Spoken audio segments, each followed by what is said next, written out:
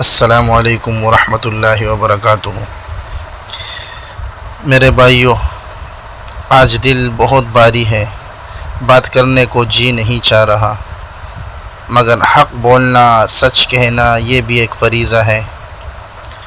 کچھ دنوں سے میں نے ایسی باتیں سنی ہیں کہ دل چھلنی ہو گیا۔ کچھ لوگ اللہ کے ایک نیک بندے مولانا طارق جمیل صاحب کے بارے میں ایسی زبان استعمال کر رہے ہیں، ایسے جملے کہہ رہے ہیں جو نہ دین سکھاتا ہے، نہ تہذیب، نہ شریعت، نہ کوئی انسانیت۔ حسد، بغض اور دل کا کالا پن انسان کو کہاں سے کہاں گرا دیتا ہے۔ مولانا طارق جمیل صاحب، جنہوں نے پوری زندگی محبت کی بات کی، امت کو جوڑنے کی بات کی، نفرت کے دروازے بند کیے، اور آج انہی پر زبان درازی۔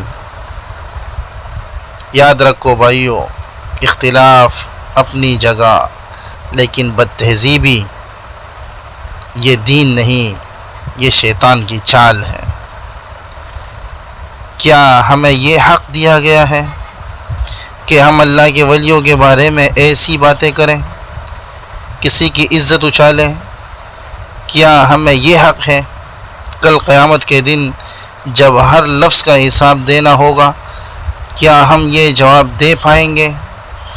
کیا ہم یہ کہہ سکیں گے کہ ہم نے محبت کرنے والے بندے کو صرف اس لیے برا کہا کہ ہمارا دل تنگ تھا؟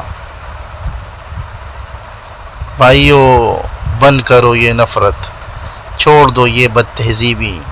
یاد رکھو، جسے تم ذلیل سمجھ رہے ہو، شاید وہی کل اللہ کا ولی نکلے، اور جسے تم عزت والا سمجھتے ہو وہ خالی ہاتھ کھڑا ہو۔